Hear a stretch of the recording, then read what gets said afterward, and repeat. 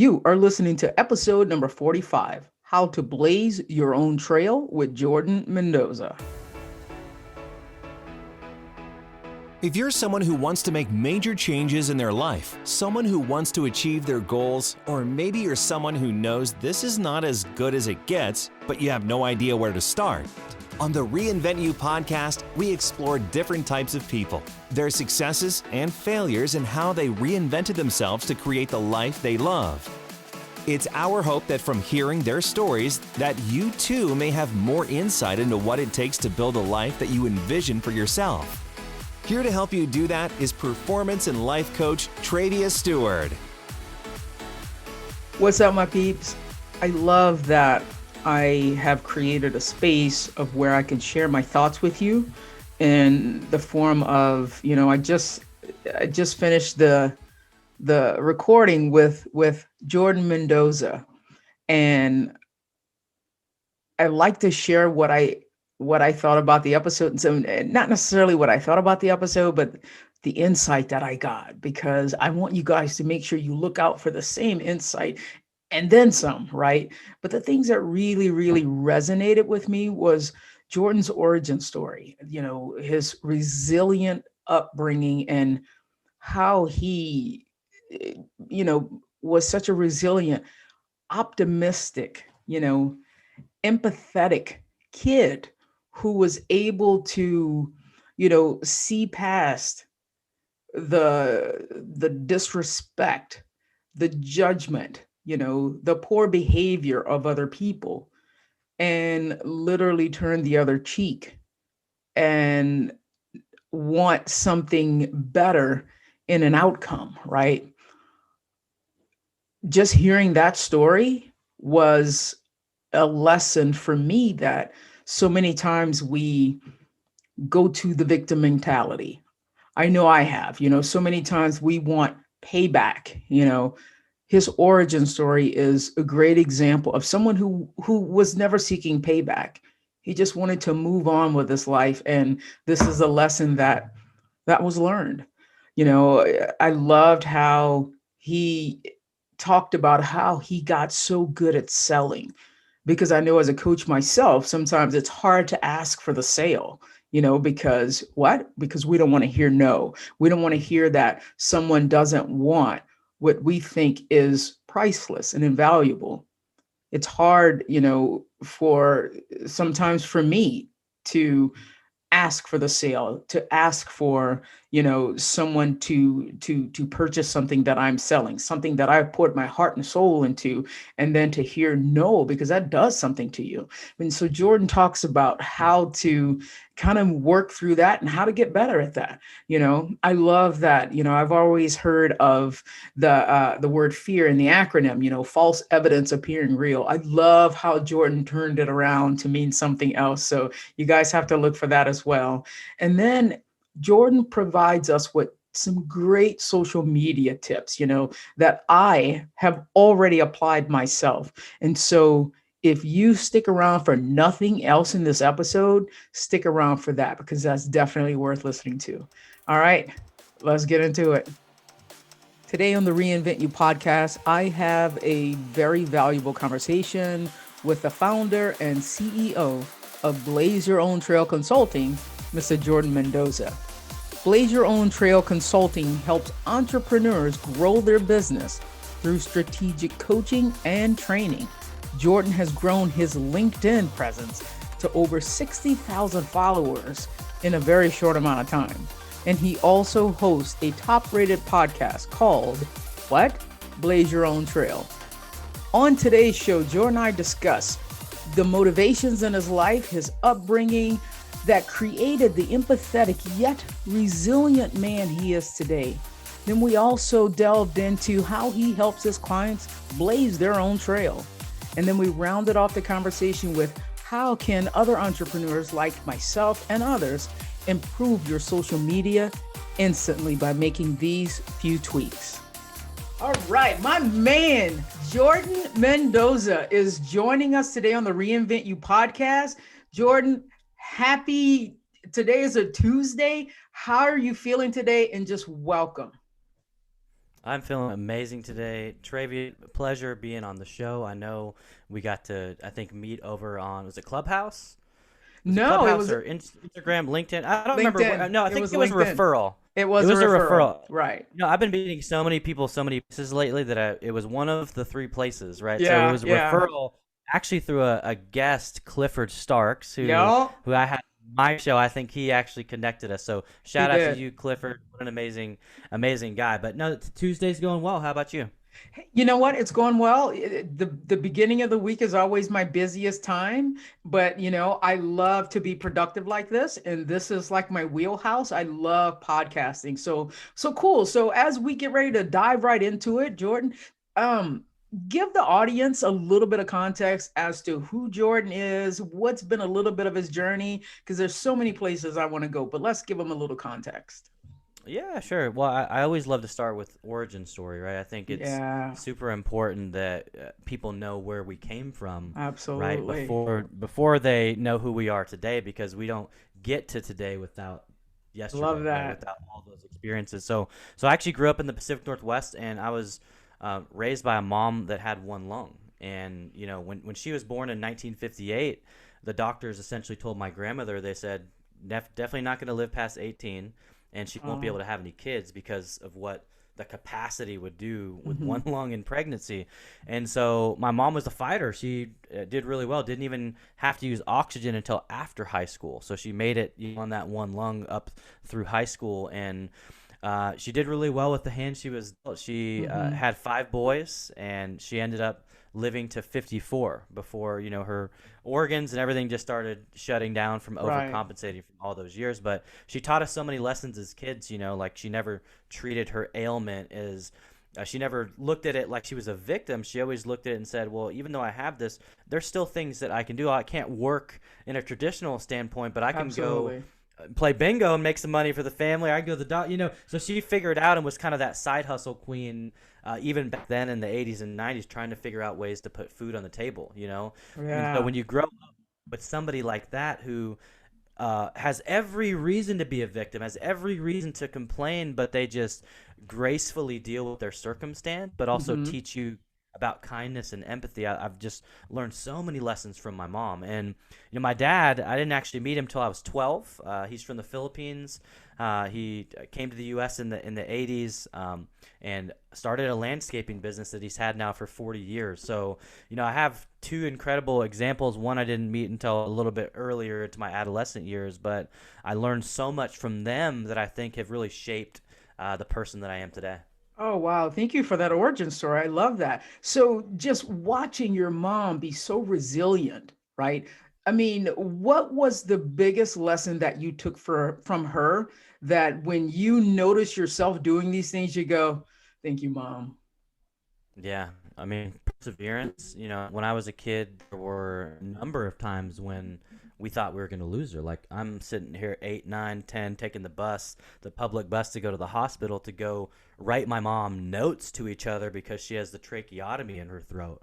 Hmm. So like I figured out what real empathy was like at an early age. And then even when I was younger, my great grandmother got cancer and got dementia. So empathy was kind of driven in me based on those environments that I was put in. And so Right. like today I'm super empathetic for people, and it's a great thing to have because it's almost a lost art, I think, in society, because we're exposed to so much, right? And people get so Yeah. desensitized, and so they lose that sense of empathy. But I learned it at such a young age, and it was such a thing that I was inundated with my mom and with my grandmother, that Hmm. I just have a deep care for for people. And that's shown in the workplace. Like when I was a supervisor and I'd have to fire somebody, and I'd feel so bad that I had to let them go, even though Yeah. they made the mistake. But that's where Absolutely. that empathy kind of shows up.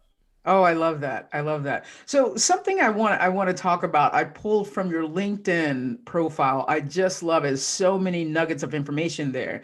I look at you and I'm sure, this was when you were 12, when, you were falsely accused or arrested and beaten by the police. But I look at you and I go, oh, he looks like such a wholesome guy. You're talking about you have empathy, you're a bit of an empath.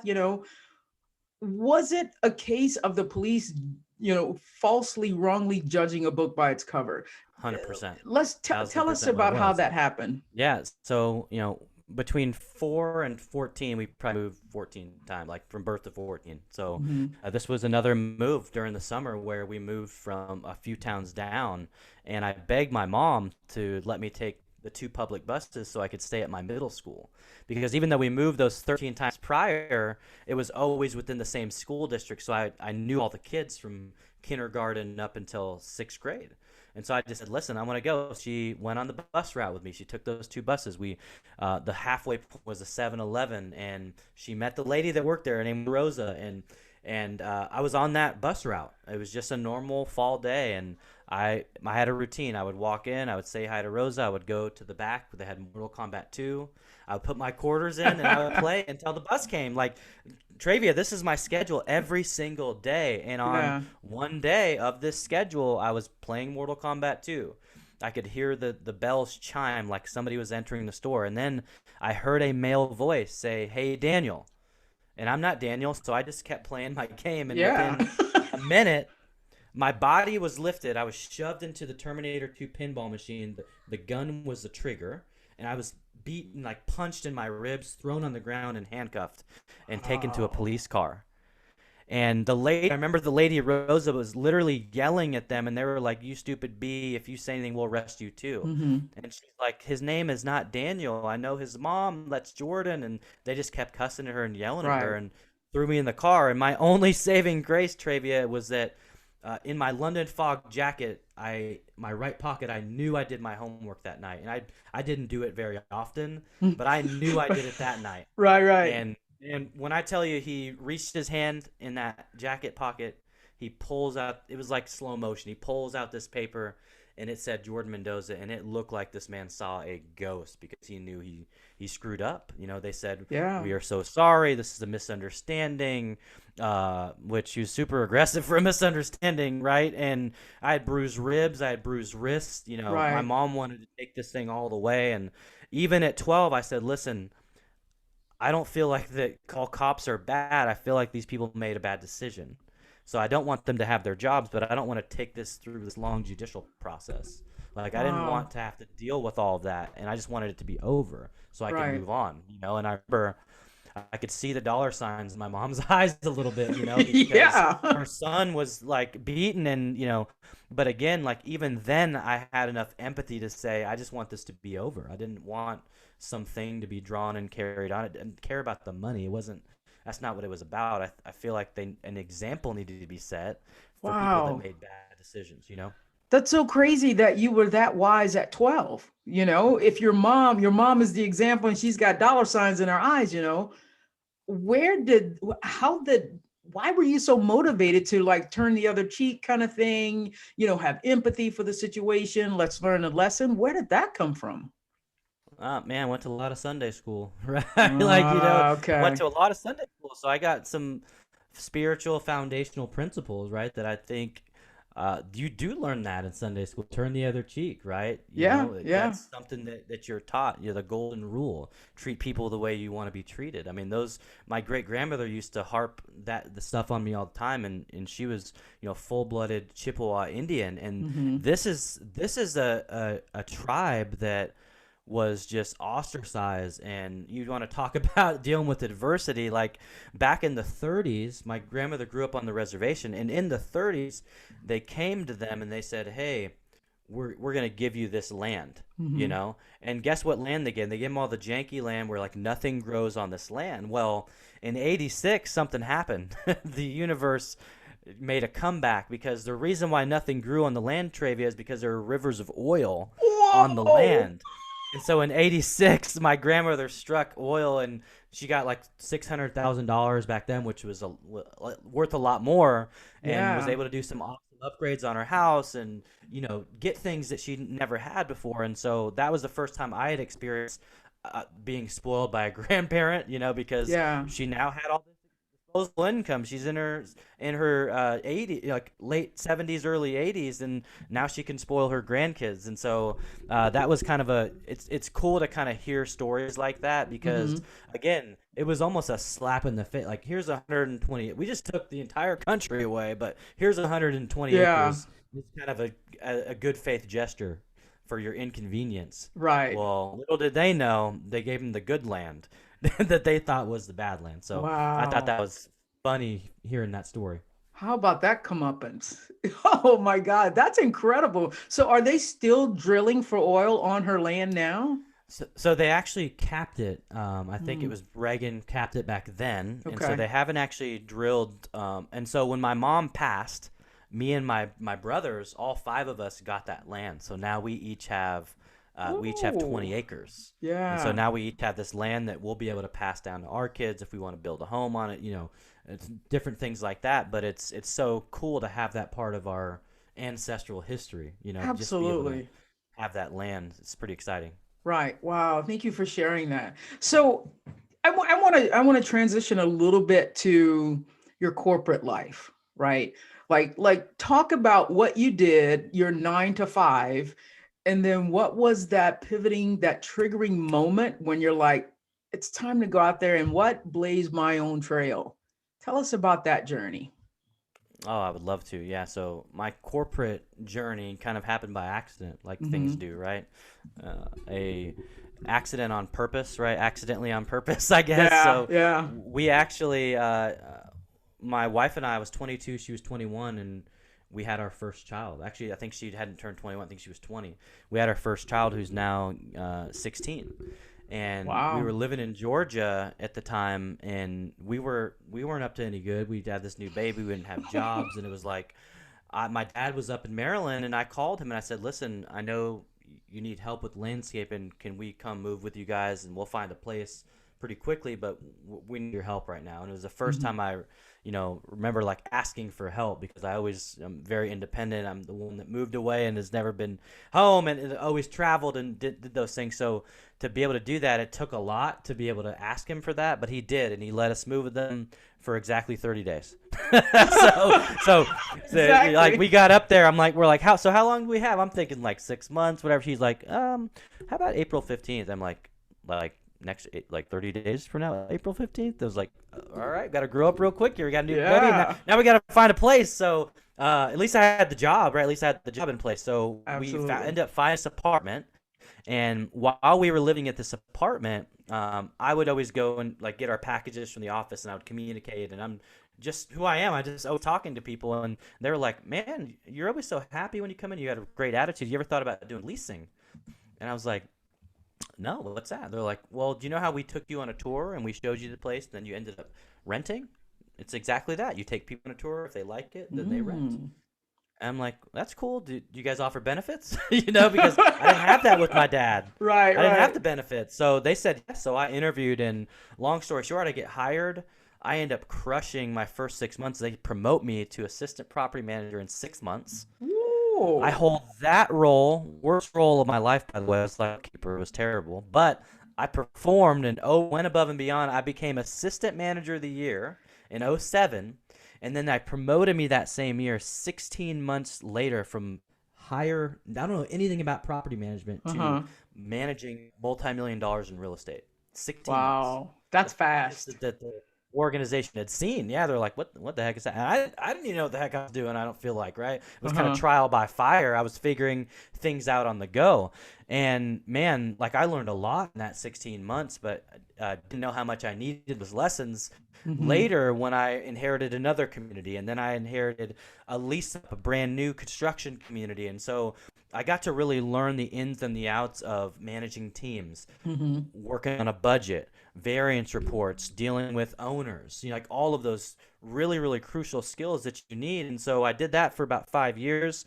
Then I had an opportunity, a position came open for learning and development manager, and it came at a hard time because my mom had just passed away Wow. about 3 months earlier, and I had actually been moved from a large community, 558 units, 17 employees, to a smaller one because I was underperforming my mom got sick and I was traveling back and forth to Oregon. It was a really, really Right. hard time, but it was a blessing because I met some really incredible people at that community. And when that role came open, I had the clarity enough to go for it, to go for this new opportunity, which is the role I left after 8 years. Hmm. And so it's really in that role, Travia, that the entrepreneurial spirit picked up again. Because again, when I was younger, I had it from the baseball card days and selling sneakers and, Costco and bringing the stuff to school and selling out of my locker. I have all that Yeah. entrepreneurial spirit already inside me, and I've always passion for sales and getting people from where they are to where they want to be, coaching.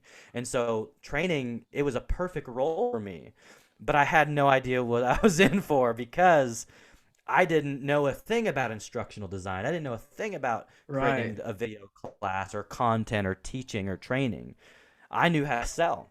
Yeah. And so I had to learn this thing, and I got sent down to Florida for a week. They sent me to this advanced instructor training as a new guy. I was like, I'm not advanced in any way, Yeah. and we had to be videotaped, and then we would have to go practice and videotaped. And so I kind of went through a video boot camp that got me more confident Okay. speaking on camera, got me more confident in becoming a public speaker. And then from there, as I grew in the role, video changed, social media changed. So we started testing in all these different things. I learned how to do whiteboard animation, graphic design, video editing. And so a lot of those skill sets now get to translate into my new business because I help clients with all of those same types of projects, which Wow. has been pretty exciting. But really, I think the turning point, which you asked me earlier, was in 2016, the participant in an internal leadership program that we were the following year going to get ready to teach.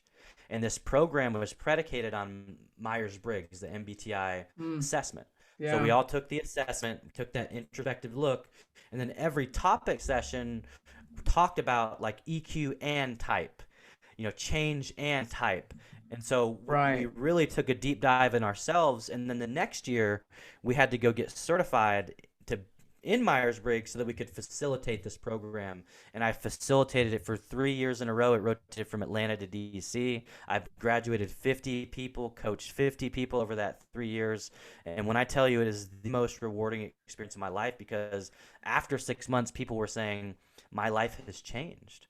I've Yeah. changed not just professionally, but my relationships are better at home. I'm speaking to this person I haven't spoken with because of the content and the journey that I've been on. And Hmm. man, that really showed me that like I can do this thing. Why do I have to do this in the lens of a corporate world? And that gave Yeah. me the confidence to launch my podcast, where I now interview people from around the world that have blazed their own trail. And then it gave me the Absolutely. confidence 6 weeks ago to blaze my own trail and launch out on my own. That's what I'm talking about. So, what part of that I heard is that you got really good at selling. That even as a coach myself, asking people to pay for something doesn't come easy for me. How did you master that so quickly and at such a young age? And man, it started at 14. My first Okay. job, Yeah. 14. I went door to door, signing people up for the newspaper. Okay, you ever knocked on someone's stranger's door? If you can do that 100 times a day for Yeah. 3 months straight, guess what? That's a lot of no's you're gonna hear, and that's your skin is gonna be a lot tougher because of it. And Right. so I learned how to think on my feet quickly. I learned if it was a mom with a baby, how to say, "Hey, so sorry, I didn't mean to wake your baby." Like, you know what I'm saying? So Yeah. I Yeah. learned all of these skill sets, how to deal with older people, younger people, the kids, the gatekeeper of the business. So I got to learn all of it at 14.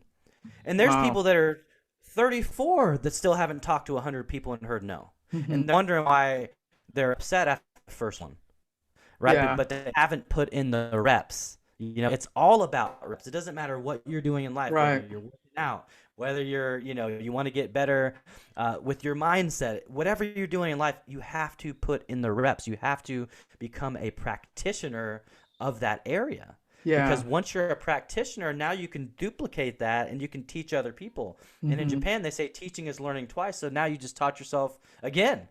And every Yeah. time you do that, you get better and better and better. So the advice is you got to start. right? And Yeah, then you've got to also, when I work with a lot of clients that are dealing with like high ticket, the questions are way different than low ticket, right? Like it's more absolutely. exploratory. I've got to truly see what someone's vision is so that they can see themselves at the end before we start at the beginning. Absolutely. Right. And so what happens is when you're going up in dollars, it's not so much that it's more salesy, it's actually less because the other person should do most of the talking, not you. Yeah. Wow. Yeah, and that's easier said than done because yeah, it's hard to hear no and just let that roll off your back. And so that's something. Unless you've heard it a lot, right? Okay, So okay, yeah, again, yeah. I haven't to my heard it point, enough. gotta put in the reps. Yeah, Yeah, like how about this? Like I tell this to my clients all the time. Go out and look for no's. yeah. Don't look for the yeses, look for the no's because you get enough no's, you're gonna find the yeses. Right, right. That's true. And yeah, let it roll off your back. I love that. So I know you have a consulting business called Blaze Your Own Trail. So before we get to that portion of it, you left your corporate job. You were having a high level of success. You were able to jump. What do you think stops most people from jumping, taking the action, even though they feel it, they're unhappy with their 9 to 5? What do you think stops people from jumping? An acronym I learned in 1999, which is fear, Hmm. false evidence appearing real. Yeah. So when you can change the definition from false evidence appearing real to face everything and rise, that's the unlock.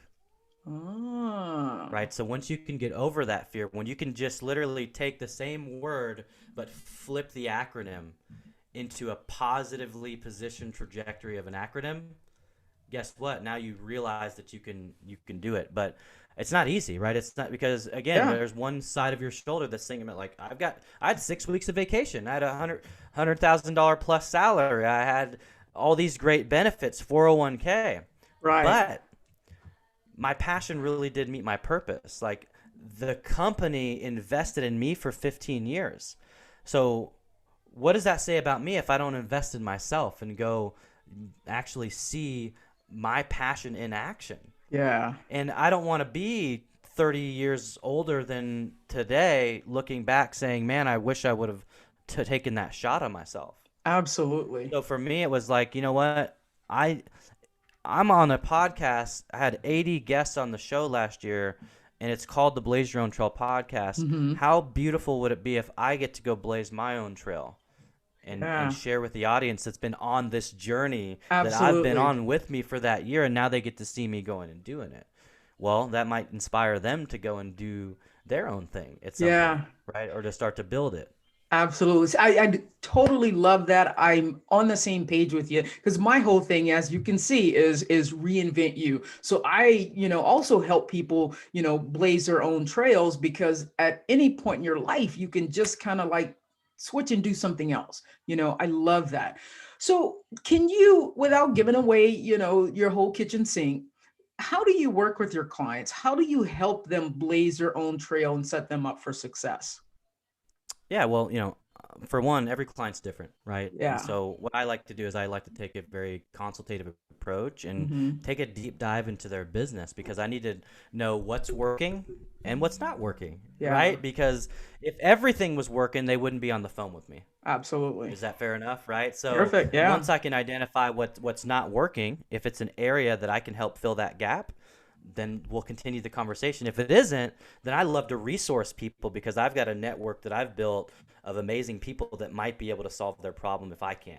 And Hmm. so whether or not like because I don't like to end relationships, meaning like if we're connected, even if we don't work together, I still want to resource you and connect you because one day you might need me. Even if it's not today, it Absolutely. might be a week from 3 months from now. So when I work with people, there's a few different services that I offer. One, it's called the Business Foundations, and so what Hmm. I do is I literally help people build an ecosystem that's sustainable, right? Because some people are like, whoa, so you're gonna just help me build a link tree and just help me build Calendly. Well, I am just gonna help you do that, but I'm also gonna help you create a sustainable ecosystem that drives leads to you on a continual basis. Mm. Does that make sense? So yes, we are Absolutely. gonna do that part, but there's so much more than that once we actually dive into the integration side in the nitty gritty. Okay. Hmm. Additionally, I've got a 12-month mastermind. I'm excited about it. It's launching February 22nd. And that's a year-long deal. We meet twice a week. Mondays is an hour session. We do Q&A the following Thursday, and then Yeah. all the content is housed in my database so that anyone that can't make the sessions, it's recorded and uploaded, and then Perfect. all the content gets housed there throughout the year. But the first 12 weeks of it is my 12-week LinkedIn coaching program, and then after that we dive into other topics like how to build a funnel, how to dial your Yeah. calendar system in. We'll jump into Myers Briggs, we'll jump into strengths finders and conflict management. So a Hmm. lot of the topics that I've got expertise in from my 8 years in training and development, I get to now bring some of these tools and systems and processes for my clients in a year-long setting, Right. which is pretty exciting. And so there's that. And then in March, I'm launching a 30-day Blaze Your Content challenge, and it's a 30-day online challenge. The challenge is $199, and a lot of it's pre-built content, but there's also live interaction. There's a wall of wins. There's a daily journal. There's positive Yeah. affirmation. So I'm super excited about that coming as well. Wow, you have a lot of stuff going on. I tell you. It's busy. So It's busy. you are busy, What made you choose, and maybe this just kind of chose you, but what made you choose Myers-Briggs over like the DISC assessment, just the regular strength finder? So many different ones out there. Why have you chosen to focus on Myers-Briggs? I think because my company got me certified in it, right? Oh, So well, there you go. they got me certified in it, and I taught it, so I am well versed in it. I've got 4 years experience using the tool, so that's why I use Mhm. it. But I don't ever even for clients, I'm like, listen, you can use me for Myers-Briggs, or you can go online. There's 1,000 of them out there. I said, the biggest thing is that you've got to take an introspective look at yourself at some point. Absolutely. Right, you've got to understand and start to gain that self-awareness. So whether it's Enneagram, DISC, Myers-Briggs, Yeah, it doesn't matter which one it is. Like, you've got to do something, because if you don't understand how you're wired, it's very hard to understand other people. absolutely. Yeah, I love that. What do you think it is about you that makes you so instantly likable? Because you I are. think, I think I've focused hard my whole life on building relationships, but not like I want to know you so I can get something from you, but like I just want to know who you are and get to know the Yeah. human being that you are, and it's funny because when I first took the EQ assessment, I was pissed, Travia. I'll tell you why. Because guess where my lowest score was? What? Relationship building. Oh, And I was okay. like, yeah, I was like, wait a second here. I went up to the lady that I'm like marching up to her, and she's like really short, so I feel like I'm intimidating her, so I back up a little bit. And I'm like, wait a second, what's all this like relationship building being the lowest thing? And she Right. said, I've got a question for you, Jordan. I was like, oh gosh, here it comes. Here comes the coaching moment. She said, how are you when it comes to building relationships? I said, man, like I'm the friend out of all my 12 closest friends that gets us all together for their reunions. I'm the one that texts people. I'm the one that keeps us all in contact, whether that's family, and I start rattling all this stuff off. And Yeah. she said, you do that naturally, don't you? And I said, yes. And so she said, you're the one that scored you low because it comes Oh. natural to you. You didn't see it. Mm-hmm. So she said, don't pay attention to that score, because now you know the true answer, that you do a great job at building relationships. Right. Right? And so for anyone that's listening that's maybe taken an EQ assessment, if you didn't have someone debrief it with you, you might want to reevaluate and go to those areas that you scored low on and think about, do I actually do this really well? And if it's Right. scored low, it's because you just didn't see it in yourself. Right? Mm, Because the yeah. areas that I needed to focus on were some of the self-management areas or some of the social setting. Like self-awareness, I was pretty dialed in, and I truly believe that adversity heightens your EQ. Right? Mm-hmm. It gives you this extra added layer when you go through adversity. It gives you strength. Right. So I think my self-awareness was pretty dialed in, but there's definitely areas that you can build on. And that's the nice thing about EQ over IQ is over time you can develop those EQ muscles and strengthen them, and they increase Right. your ability to earn more, to be a better human. And it's just all positives all around. Oh, I love that. Wow. Yeah. Because I'm always doing different personality tests. I love that. So Jordan, I know that you work with people with their social media, with getting, lead gen. What do you think is the biggest mistake that entrepreneurs make with their social media? And then follow up with, if you make these mistakes, what are like three of your best tips that you could give to combat that? I think the biggest mistakes I see today, because I see this come across my desk like several times a week, is people starting with a website first, Mm. thinking that I need to spend 3 grand, 10 grand, whatever on this website. I need to get all this stuff. So, because once I've got the website, all Yeah, these leads are just going to start piling in, right? Like that's what, and again, I that's thought the that. website salesman's job, is to like pitch you on that so they could sell you a website. Yeah. But I've created, like, I'm a big believer in Linktree. I know we've kind of talked offline about Hmm. this topic, and I have one that I've literally created when I launched my new business, which is like 4 weeks ago. That's got a 46% click through rate. So what does that Yeah. mean? That means that I'm driving traffic to the link, and people are taking action, and they're getting on my calendar, and Hmm. those are turning into revenue generating conversations. Absolutely. That's what's important in business, not do I have this fancy looking website. Yeah. Because the fancy looking website's great, but if the revenue's not coming in, it's just a fancy looking website. Hmm. Yeah, perfect. So what are your three tips if they're like, what can I go and do today? Because, and I'll tell you how you influence me just from our one call after you give that. Sure. Yeah, my tips are this. I would evaluate the number one place that you want to send people. Like figure that out, whatever that it's I call it the top of the funnel. It's like the number one place you want to drive all your traffic. Right. Figure out where that is, okay? Make sure that you've got a landing page for that so that you can give away some type of free resource. I'm a big believer. I teach all my clients to lead with value. Make sure you've got something for free, and they'll give you their email address, so that way now they're part of your active audience. Yeah. Okay, and so that's kind of step one, is you need a place for people to go so that they can become part of your audience. Well, now that you've got an audience, what's the next logical step? Well, now I've got to engage with that audience. So now that you've built an audience, and again, it takes time. If you're starting at 0, it takes time to get to 100, right? It takes Right. putting that out there, making sure that that top of your funnel is present everywhere that you want it to be, so that all the traffic is going there, right? Right. Because now that you've got that established, now you're building an audience on the side that you can now start to share your other content with, share your tips with. Maybe Hmm. you're on a podcast interview, now you can start to drip that type of content out to them, Yeah. right? So that's kind of the first place you want to start. The second place is think about what the next best place is. So does it make sense for them to go from there to your website? Maybe that's the second button. Does it make sense for them to go from there to a phone call? Maybe that's the Hmm. next logical step. So again, I can't tell you what step's logical because I don't know your Right. audience's business, but you've got to decide and determine that for you. And then guess what the third tip is? Find out what that next place is, right? So those are kind of the, Absolutely. but you've got to drive traffic to the important places that you want your audience to go, so Hmm. that you can have them take the actions that you want them to take. Yeah. I thank you so much for sharing that. Immediately remember we discussed Linktree and some things I could do to sort of improve my social media presence and the direction of which, I wanted my clients to go or potentials. And like I said, when I hear something great, I take action on it. And so immediately, I think it was 3 days later, I went and fixed my LinkedIn profile.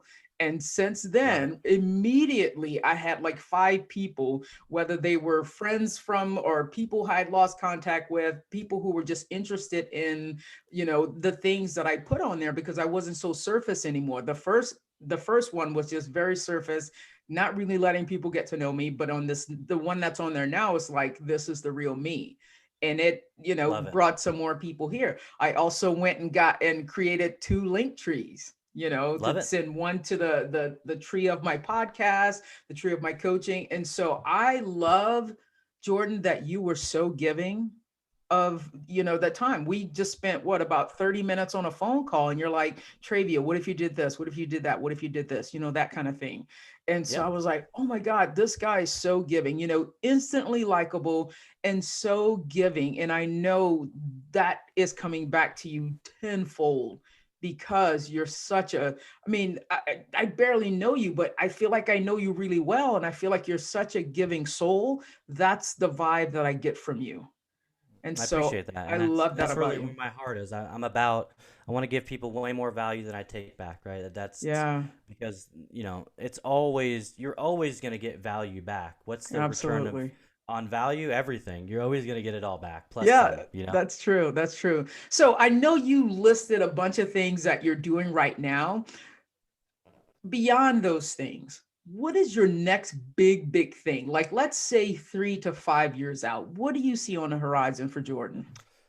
Yeah, well, I mean, I've got a couple that might be a couple weeks out, right? So I've got right now a couple pretty big strategic partnerships in the work that Hmm. are, I mean, multiple six-figure partnerships. So I can't really talk a whole bunch about those right now, but I'm Yeah, excited about these new relationships, and it's just such a beautiful thing when you think about my brand and my show, Blaze Your Own Trail. Like I've always been a big believer in like a backer of trailblazers, people that have gone hmm, against the grain, people like Martin Luther King Jr., people, yeah, like Abraham Lincoln that did something that other presidents wouldn't like. These people are trailblazers. And so that's resonated with me absolutely. so much. And then growing up in the Pacific Northwest, being a hometown Portland kid, I got to bring my love of the Portland Trailblazers into Blaze Your Own Trail Ah, and give okay. my show a dual purpose meaning.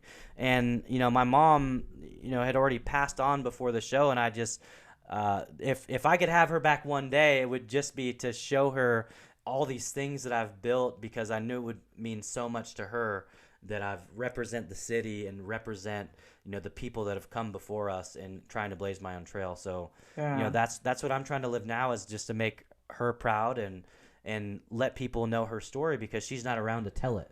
And that's one of the absolutely. biggest lessons I learned a couple years ago, is that telling her story actually gave me the courage to start sharing my own.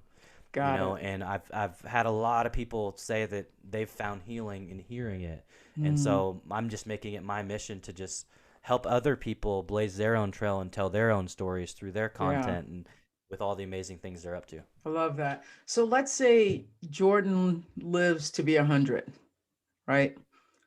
What will it take? You're 100 now, looking back, what will it take for you to know that you did all that you came here to do? How will you know that?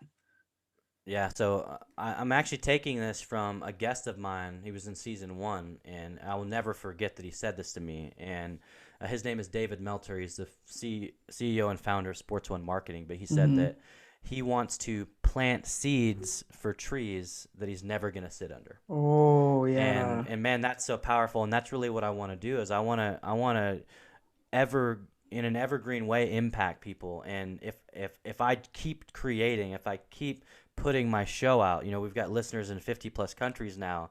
And Yeah. so we're trending in some of these places that I'm like I ranked in Egypt, like in Norway and all these places, and I'm like, I didn't even know I had fans in those places. Right. But just to be able to impact one person's huge. So to know that we're now reaching people in places that I've never even been before, I Hmm. mean, that's huge. And that's what I want to continue to do, is inspire other people. Like, listen to my story, listen to my journey. You can do this. You've got all Absolutely. the gifts inside of you to do it. You just got to figure out what those gifts are. You got to Yeah. strengthen those gifts and act on them and put in those reps, and you can do anything that you want to do. And so that's really the message that I want to share with people. Boom. I love that. So, just one last question. Where is your preferred method of people contacting, getting in touch, and getting some of Jordan Mendoza? Yeah, I mean, the best place is LinkedIn. I've been on that platform for actively like 22 months, and I've built an audience of over 60,000 followers. It's been Wow. amazing. I still wonder why people follow me around. It's like, Yeah. you think of Yeah. that number, it's like that's like a whole football stadium full of people, and I don't know Yeah. if you've seen those T-Mobile commercials where the network follows you around. I like picture all these people being around you, and it's just like it's kind of creepy. Yeah. But I'm appreciative. I'm thankful that people want to listen to what I Hmm. have to say, right? Because I think all of us can get in our own heads and say, like, what value do I really bring to my audience? Absolutely. How do you But think? you're What? never gonna know until you start showing up, That's true. That's true. right? So, You're never gonna know until you start showing up. yeah. I know I said that was the last question, but now I'm so curious. What was the deciding thing or the action that you took that you were able to build that LinkedIn so quickly? Yeah, it's a funny story because I actually started creating because it was a goal. I got a goal to go find a social media platform that we could bring our associates on and create content and they can engage with it. And Mm, so literally this is going to be hilarious because this was in April of 2019. My video, I asked a question and asked people if they knew anything about social media or social media marketing. okay. That was the question I asked. And Wow. now my whole business is predicated on helping people in that space. Wow. Okay. Huh. All right. Perfect. Perfect. Well, Jordan, thank Yep. you so much. You gave us so much in your time today.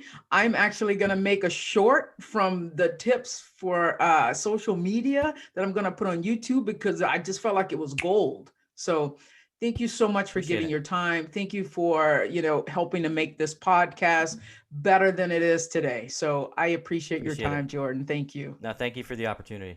Absolutely. If you're finding value in these podcast episodes, in these videos that I upload to YouTube, I would love it if you go to Apple Podcasts and leave a 5-star review. It helps other people find the podcast, and it also helps me to know that I'm on the right path. And so, thank you so much for listening. If you would like some one on one coaching, my link is in the bottom of the show notes. Feel free to click it. It takes you directly to my contact form. And let's have a free conversation of how I can help you reinvent you and transform your life for success.